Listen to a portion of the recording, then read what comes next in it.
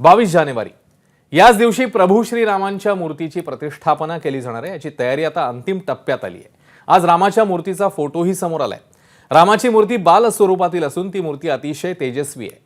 या मूर्तीचं वैशिष्ट्य आणि सुंदर वर्णन नाशिकचे धर्म अभ्यासक मुकुंद खोसे गुरुजींनी केलंय। पाहूया।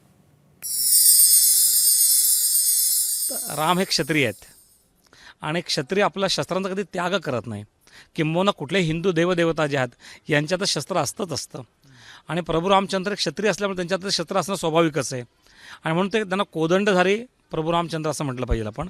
त्यांच्या हातात कोदंड म्हणजे धनुष्य आहे त्यांच्या हातामध्ये, भात्यामध्ये बाण आहेत त्यांच्या आणि त्यांच्या आजूबाजूला ज्या मूर्तीचे जे चिन्ह जी आहेत ती सगळे शैवागम आणि वैष्णवागम असे दोन आपल्याकडे आगम आहेत। तर त्या वैष्णवागमानुसार ही मूर्ती जी आहे ती घडवलेली आहे आणि त्याच्यावरती भगवान महाविष्णूंचे वेगळ्या प्रकारचे अवतार आहेत, ज्यांना आपण दशावतार असं म्हणतो। मत्स्य कुर्म वराह आदी जे अवतार आहेत, तर त्याच्यामध्ये प्रभू रामचंद्रांचा हा एक अवतार आहेत।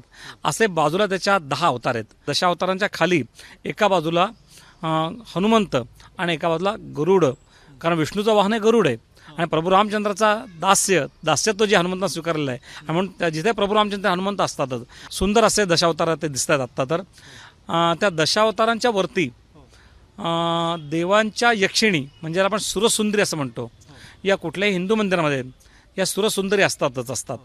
या देवतांच्या सेविका असं म्हटलं जातं आणि म्हणून त्या सुरसुंदरी त्या ठिकाणी कोरल्या असाव्यात असं आत्ता साधारणपणे वाटतं। आत्ता परब्रह्मामध्ये सर्व भगवंताचं रूप जे आहे ते साकार झालेलं असतं आणि म्हणून ब्रह्मा विष्णू महेश परमतत्व जे आहे हे त्या ओंकारामध्ये सामावलेलं आहे।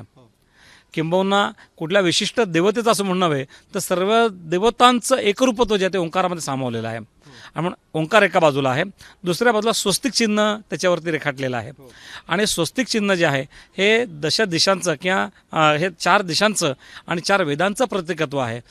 भगवंताच्या मस्तकावरती मला वाटतं कीर्तिमुखाचं चिन्ह असावं असा आता अंदाज दिसतोय तो आणि बहुधा प्रत्येक मूर्तीवरती प्रत्येक मूर्तीच्या मस्तकावरती कीर्तिमुखे असतात।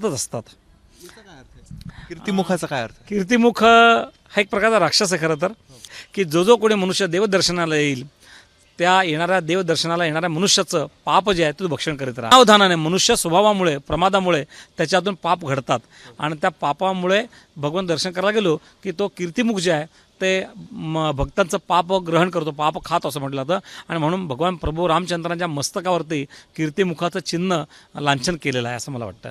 आता हे भगवान प्रभू रामचंद्रांचे जे साक्षात विष्णूची मूर्ती आणि विष्णूचे जे आयुध आहेत ते शंख चक्र गदा पद्म हे 4ही त्याच्यावरती साक्षात त्याने कोरलेले आहेत। ते प्रभू रामचंद्र ज्याच्यावरती उभे आहेत ना, तर ते कमलासन आहे।